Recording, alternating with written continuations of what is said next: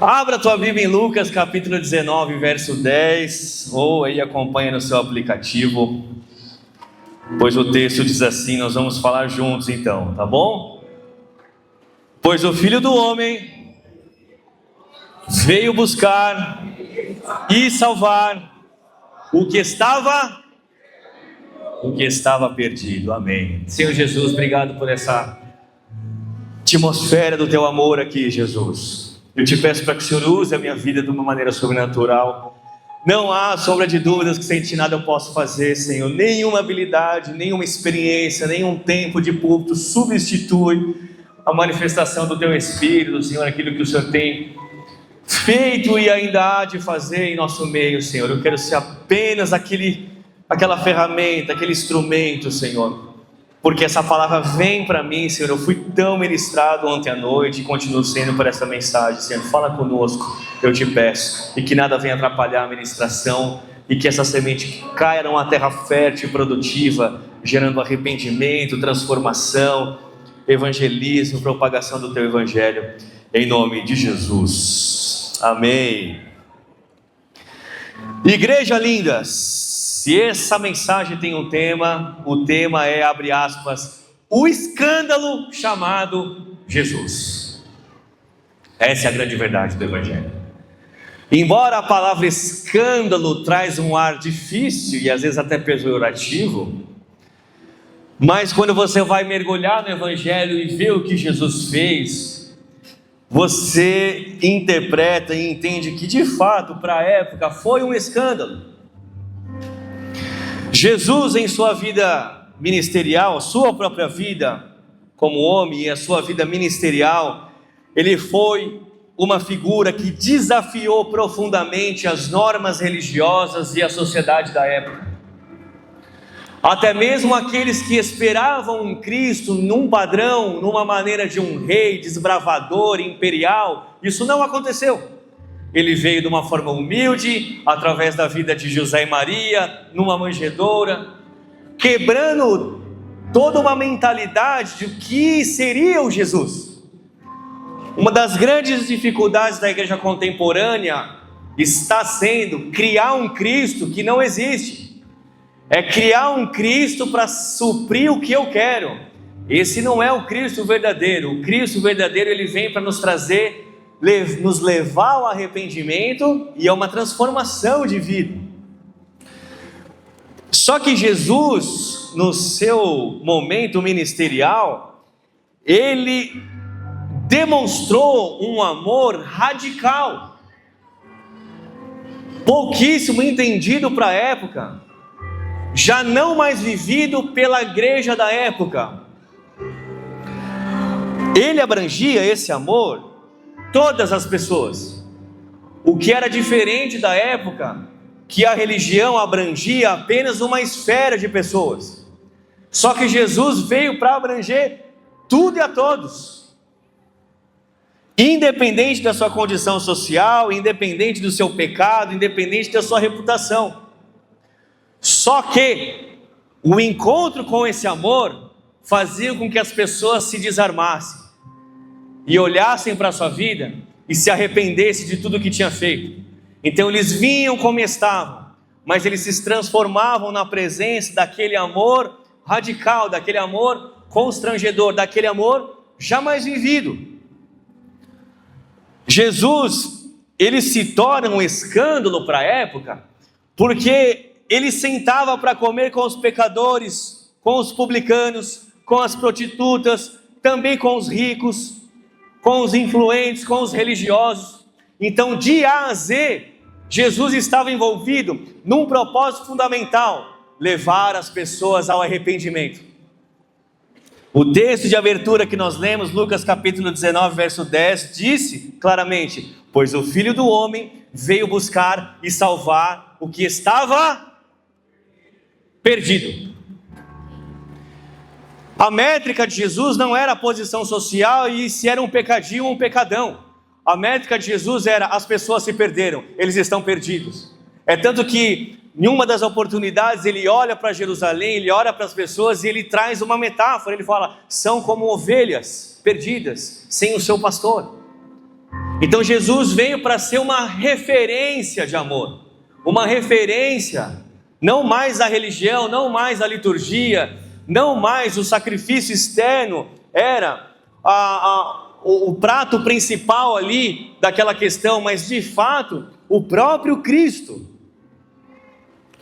Então para ele, igreja, não importava o status, não importava o passado das pessoas, mas sim a atitude de um coração quebrantado e contrito, com o qual eles conectavam. Uma passagem tão marcante é quando aquela mulher que sofria com um fluxo de sangue, no meio de uma multidão, Jesus sendo altamente esmagado ali pela multidão, os próprios discípulos tentando ali cercar, e tantas pessoas o tocando, tantas pessoas o empurrando, mas quando uma toca, ele fala: alguém me tocou. Jesus não sabia quem era a mulher. Jesus, embora espiritualmente poderíamos discorrer sobre ele ser o próprio Deus que era onisciente, sabia de fato, mas algo tinha sido extraído dele. E não foi pela posição social dela, não foi pelo pecado, não foi por absolutamente nada, a não ser um coração verdadeiro e um passo de fé. Essa postura desafiadora de Jesus, amados, de demonstrar o amor verdadeiro, porque é isso que Jesus veio fazer e faz até hoje, frequentemente escandaliza, como já escandalizou muitos líderes religiosos da época. O que nós entendemos, amados, nessa introdução? Eles viam um comportamento de Jesus como uma ameaça. Então Jesus veio para amar verdadeiramente as pessoas. Só que esse amor transbordante, um amor verdadeiro, um incondicional de Jesus, colocava em risco todo um sistema religioso imperial. Jesus, igreja, se Jesus, preste atenção no que eu vou dizer, se Jesus estivesse agora no nosso meio, é muito provável que ele fosse perseguido não só pelas autoridades seculares, mas pela própria igreja contemporânea. Se Jesus estivesse em nosso meio fazendo as mesmas práticas evangelísticas, sentando na roda de prostitutas, de dependentes químicos, de ricos, de líderes, de políticos, de A a Z, com o propósito de levar as pessoas ao arrependimento e constrangê-las com o amor dele, possivelmente eu e você correríamos risco de ficarmos escandalizados com o próprio Jesus. As suas declarações práticas, igrejas, desafiavam as posturas legalistas da época.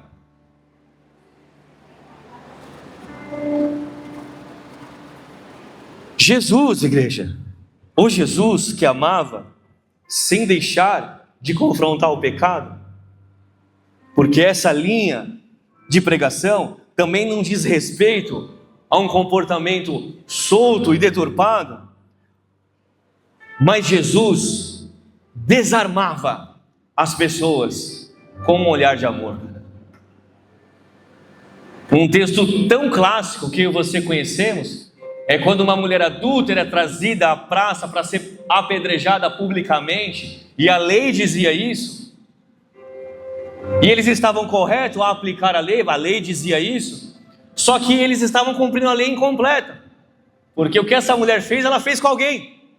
Então os dois deveriam ser apedrejados em praça pública. Então Jesus falou assim: então tudo bem, vocês querem apedrejar ela? Vamos apedrejar.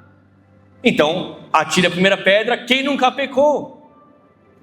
Deixando os teólogos de cabelo em pé, o que será que ele quis dizer? Podemos interpretar que homens que tinham saído com ela poderiam estar ali também.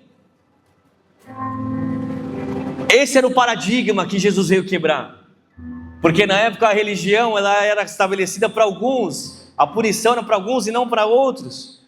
Então Jesus vem apenas entre aspas, amar verdadeiramente as pessoas e as desarmar. O pecado, ele era retirado através do próprio amor de Jesus. A única frase que ele fala para essa mulher é: vá e não peques mais. Jesus não fez um grande interrogatório com ela, do que ela fez, quando, do porquê. Jesus simplesmente a constrangeu de tamanho amor, e ela entendeu o recado.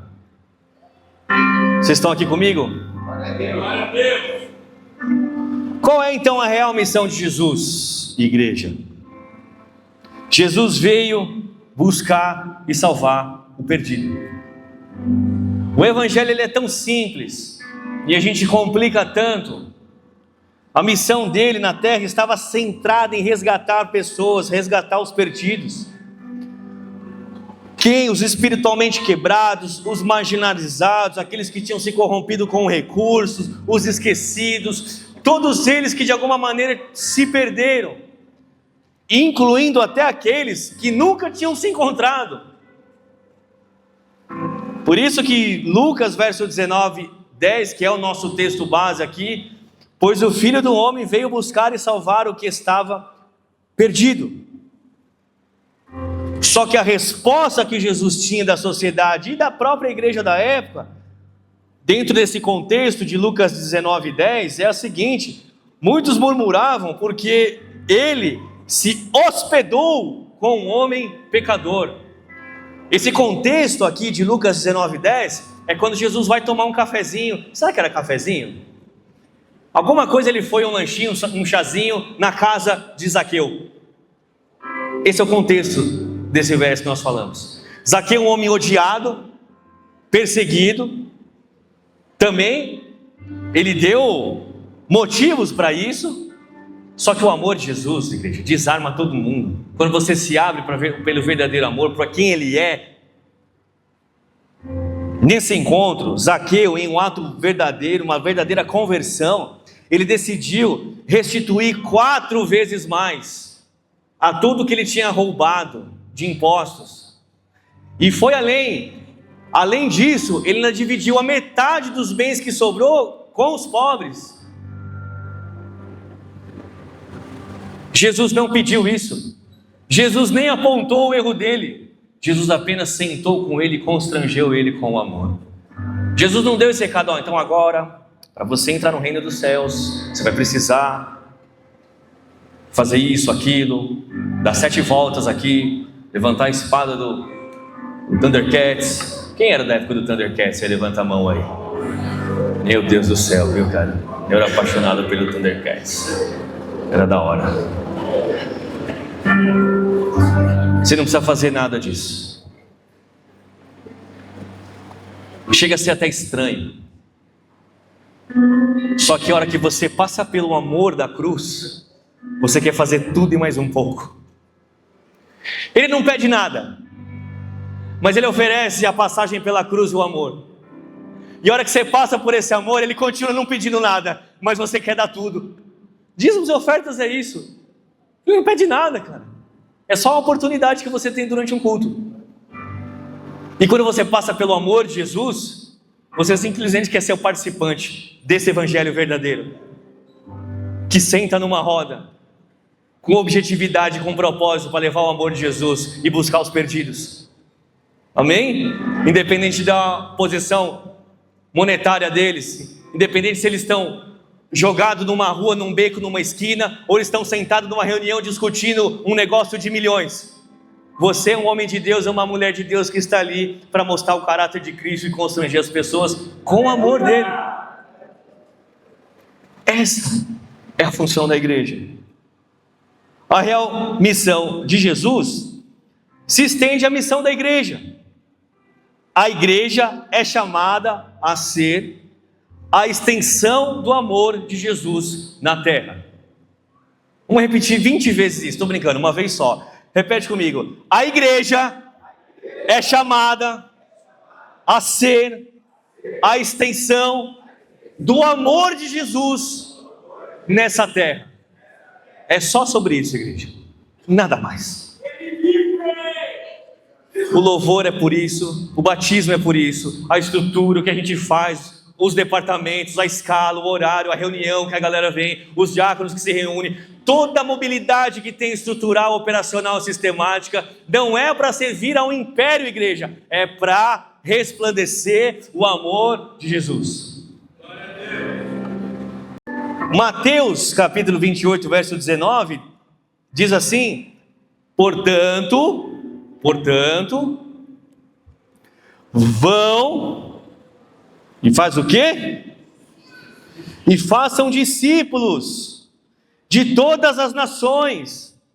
O que Jesus quis dizer? Só um parênteses aqui, de todas as nações. Ele não estava dizendo só o aspecto da nacionalidade cultural da pessoa. Ele estava falando que nós iríamos encontrar todos os tipos de pessoa. Dá uma olhadinha para a pessoa que está ao teu lado. Olha o tipinho da pessoa que Jesus encontrou. Dá uma olhadinha. É um Deus de milagre ou não é? Olha aqui, ó, eu vou dar uma olhadinha para o lado. Ele subindo aquele morro para destruir o Giodai. Quem lembra? Com toda a sua equipe. Pela liberdade eu sou o Jaspion. Eu juro, não vou falhar. Quem lembra da glória a Deus? Corta essa parte, irmã, senão eles vão pensar que tem um pastor herege aqui pregando. Aí estourava aquela bomba. Não, era muito amador, né, cara? Fala a verdade, você vê como era a simplicidade. Voltando à pregação. Muitas nações, porque ia ter cada Zé Tipinho que você nem imagina, incluindo você.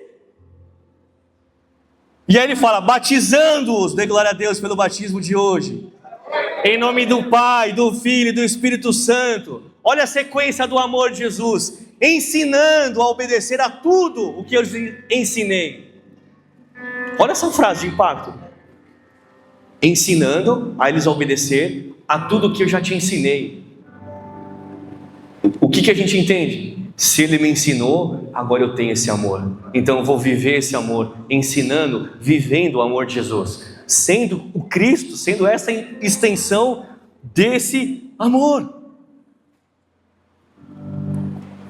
O problema, igreja, quem está comigo, diga um glória,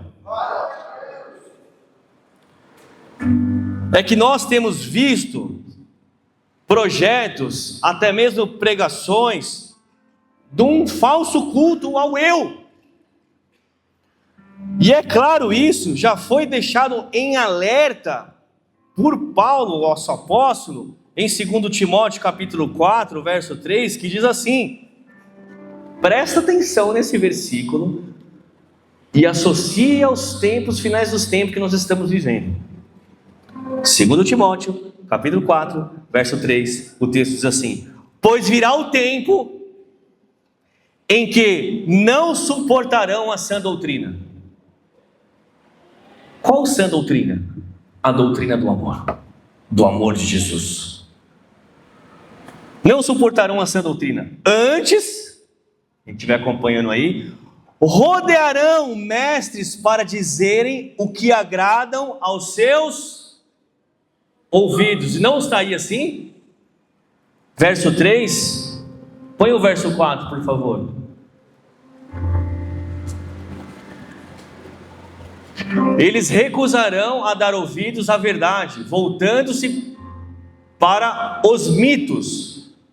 Põe o 5, por favor. Aí ele já traz outro ponto. Volta lá no 4, eu vou ler então na versão NVI que está aí, ó. Verso 3, por favor. Boa. Pois chegará o tempo em que não suportarão a sã doutrina. Ao contrário, segundo os seus próprios desejos, juntarão para si mesmos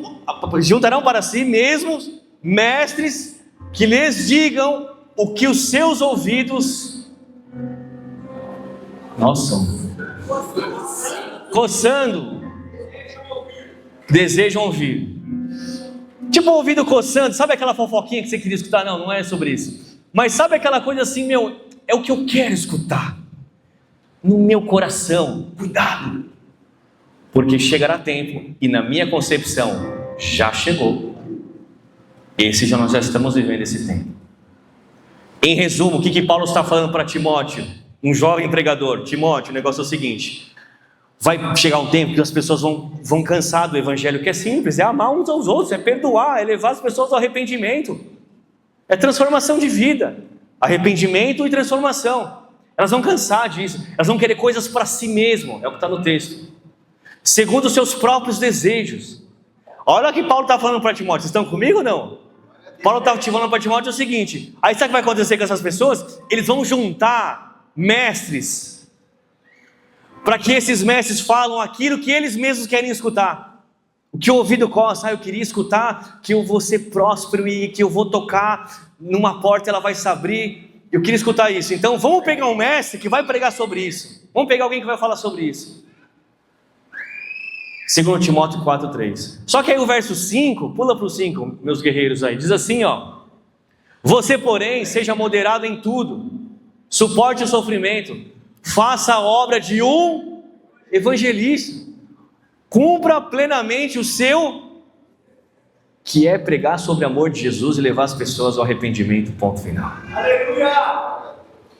O que acontece depois daí, amados, é um leque. Eu vivo hoje, junto com a minha esposa, coisas que nós nunca imaginávamos, coisas boas, maravilhosas, mas porque o nosso coração nunca teve esse como um fim, e o nosso carro-chefe foi sempre amar um ao outro, cuidar um do outro, e estar na igreja, e servir a Jesus, e ter bom caráter. Erramos, sim, mas sempre tentando acertar, e reconhecendo, e pedindo perdão. Me perdoa se eu errei com você, me perdoa, me perdoa, me perdoa, me perdoa, me perdoa. Pronto, eu posso errar mais 5 vezes, eu paguei antecipado aí para você. Mas a igreja de Jesus, ela precisa ser a extensão do amor do próprio Cristo. E agora eu começo a pregar, amém? Tô brincando, tá bem no finalzinho já. E nossa aliança é tão forte que estamos até fazendo outra aliança, né, amor? Tem que investir. Cadê os homens guerreiros aí? Levanta a mão aí, os bravos. Irmão, tem que investir, irmão, não tem como. Tem que investir. Você quer a bela do lado? Então é salão de beleza. Amém? Diga amém, os varões. É shopping. Amém, irmãos? É shopping. Repete comigo, homens: é shopping, é passeio, é sorvete, é cafuné, mas principalmente, homens, é o cabeça como Cristo, é você cuidar do seu lar, é você amar a sua esposa como Cristo amou a igreja. Amém? É fácil? Rapaz do céu. Não, mas se torna fácil, amém?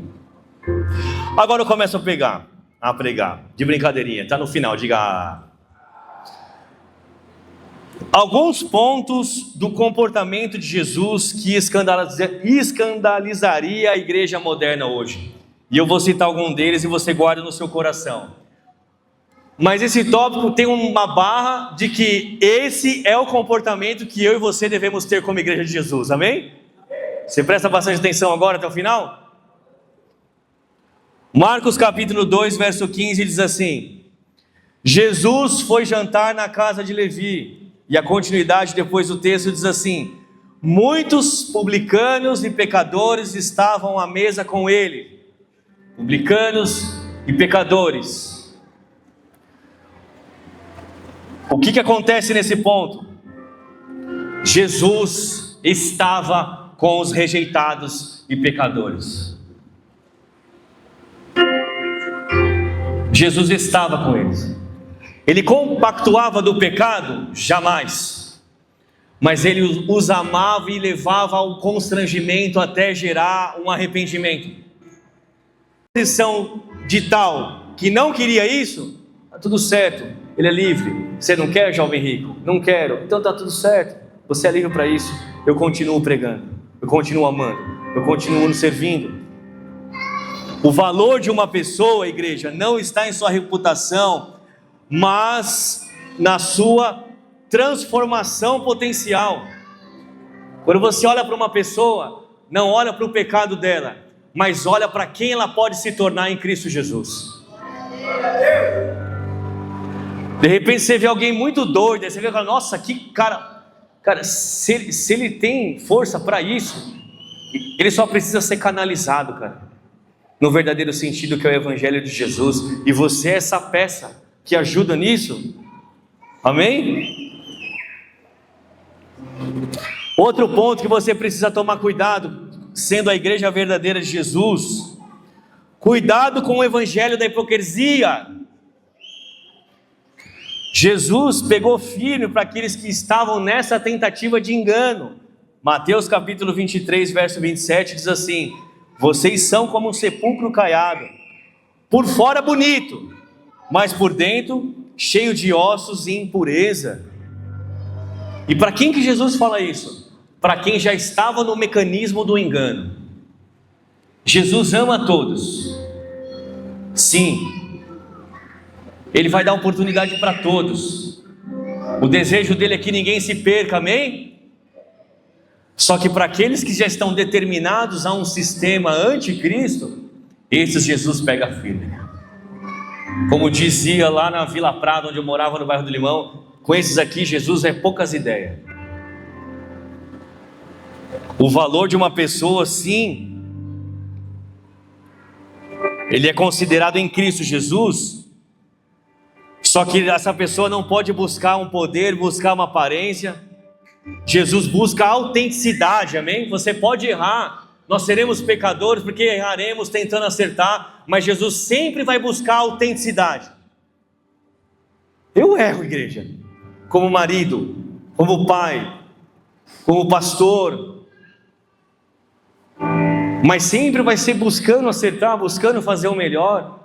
Então Jesus não vai olhar para o seu erro, Ele vai olhar para a sua autenticidade, mas vai esperar que você sempre se arrependa, se constranja e continue buscando os caminhos dele, sendo cada vez mais lapidado. Por isso a exemplificação do fogo com o ouro. Outro ponto que foi padrão de Jesus, representando a igreja, e nós agora tendo essa referência: priorizar a misericórdia ao invés do rito. Mateus capítulo 12, verso 1 a 8, fala sobre isso, depois você estuda na sua casa, mas dentro desse contexto do verso 1 a 8, Jesus solta uma frase dizendo a seguinte: desejo misericórdia e não sacrifício. Ah, mas a vida com Cristo, Rafa, não é um sacrifício? Possa ser um sacrifício. Você tem que negar a si mesmo, não é fácil viver nesse mundo, os manjares estão aí. Esse sacrifício é válido. O que Jesus está condenando é um sacrifício do ritual. O que significa isso? Você se esforçar para manter uma aparência, mas não se esforçar para mudar diariamente. É um equilíbrio. É eu me esforçar para tocar a melhor música, para tocar o melhor acorde, para fazer tudo bem sincronizado, bem ensaiado, mas ter uma vida porcaria lá no mundo. Então eu estou num processo de um rito, mas vivendo distante da misericórdia de Deus. Então repete comigo: priorizar a misericórdia em vez do ritual. Se for errar, erra no ritual, cara. Puta, não foi tão legal, cara. Poxa, não sei o que, vazou água, sei lá, deu ruim. Mas, cara, batizamos a galera. E foi com autenticidade, foi com muito amor. Se você puder caprichar no ritual, vamos caprichar, lógico. Vamos deixar tudo bonito, tudo certinho, organizado. Vamos nos esforçar para isso. Mas que ele não seja o combustível. Ele só seja bom e perfeito, porque a misericórdia triunfa sobre o juízo e eu amo a Ele sobre todas as coisas. Amém? O ponto 4 aqui dos 75 pontos. Repete comigo: convidar os desprezados para sentar na mesa. Esse é o verdadeiro evangelho. É você não vincular com pessoas apenas por um interesse, pessoal, monetário. Mas Jesus, ele convidava as pessoas para sentar à mesa com ele. Convidar os desprezados, os miseráveis, os pecadores. Só que é o seguinte, aqui tem um ponto importante. Jesus só convidava os pecadores para sentar na mesa dele, porque Jesus sabia que nessa mesa tinha pão para comer. E eu não estou falando do pão francês. Convide um pecador para sentar na sua mesa, cara. Mas tenha plena convicção que a hora que olhar para você, ele vai ter pão para comer. Ele vai ter um amor. Ele vai ver um Jesus dentro de você.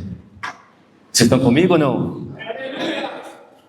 E o último, e talvez um dos mais desafiadores, Mateus capítulo 5, entre o verso 43 e 44, Jesus fala o seguinte: ame os seus inimigos e orem pelos que os perseguem. Jesus amado. Quanto mais eu olho isso, mais eu me sinto miserável e mais o amor de Jesus fica gigantesco na minha vida. Eu mesmo estou passando por uma situação muito difícil familiar, relacional. Mas eu preciso amar uma pessoa. Está difícil. Mas é o que Jesus me conduz. Porque você olha algumas consequências, o que as pessoas fizeram. Você já sentiu raiva de alguém? Vamos lá, levanta a mão se já sentiu raiva de alguém. Já sentiu raiva de alguém? O problema não está em sentir a raiva. O problema é o que você vai fazer com ela. É difícil, igreja, amém? Não é fácil. Mas Jesus fez. E em Cristo nós vamos conseguir. Eu vou conseguir. Repete assim: o pastor vai conseguir. Essa prática, nos tempos de hoje, amar os que vos perseguem, amar os inimigos, em tempos modernos, em tempos de hoje, é escândalo. Porque o que nós mais vemos, até entre igrejas, até entre líderes religiosos, é retaliação e ódio. Isso é estimulado. A defensoria da marca de uma igreja, a defensoria de um modelo de pregação, a defensoria... Eu ia falar um negócio aqui, mas não vai dar tempo. Tá bom, vou falar. Cara, eu vi o slogan pela internet aí de uma igreja, e o slogan era bem categórico. O slogan era assim, ó: venha para a melhor igreja da cidade. Eu falei, poxa, eu já tinha visto isso em hamburgueria. Mas da igreja eu nunca tinha visto, cara. E aquela frase me chamou a atenção. Eu me senti baixo, eu falei, poxa, eu frequento uma igreja, então ela não é a melhor, porque aquela está se denominando a melhor. Daí eu fui pensar, então vamos definir o que é melhor. Aí eu fiquei viajando no Espírito Santo. O que será que uma igreja se define como a melhor igreja? Eu não consigo definir a gente como a melhor igreja, porque na verdade a definição de igreja na minha cabeça é o corpo de Cristo. Então, se eu partir do pressuposto que nós somos o corpo de Cristo como todas as igrejas, nossa igreja é a melhor de todas, amém? Mas se eu trazer isso para um slogan da minha igreja local, aí eu falei, poxa, será que é porque a luz é legal? Será que é porque a gente tem um pregador melhor lá? Será que é o baixista, o tecladista? O que será que é? Eu fiquei perguntando isso. E aí eu fiquei pensando, poxa, então na verdade a disputa é pelo número e para as pessoas estarem aqui na igreja. Queridos, deixa eu falar uma coisa para você. Nunca convide ninguém para vir aqui falando que a nossa igreja é a melhor, cara. Nunca faça isso. Convide alguém para vir aqui, porque você, se é assim, você crê que tem palavra de Jesus aqui. E que Jesus está em nosso meio. E que Ele é o melhor. Glória a Deus. E que se um dia Jesus não estiver mais aqui e eu começar a pregar heresia, você vai embora daqui. Talvez eu vou ser o primeiro aí. Tá bom? Porque não é questão da igreja local, é questão que eu preciso amar os inimigos. Então, eu falei assim, nossa, eu fiquei com um pouquinho de raiva desse slogan. Falei, que audácia desse grupo aí, sei lá. Aí eu pensei assim, sessão do marketing. Falei assim, deve ter sido o estagiário do marketing que fez isso, né? A melhor igreja é aquela que transborda o amor de Jesus. Aleluia. E essa só tem uma, que é a igreja de Jesus, que não é dividida por um instituto, uma instituição. Amém? Qual é a verdadeira igreja então? E por que Jesus foi esse escândalo? Esse é o nosso tema de pregação. Porque a verdadeira igreja de Jesus deve ser o reflexo radical do caráter, do amor e da missão de Jesus.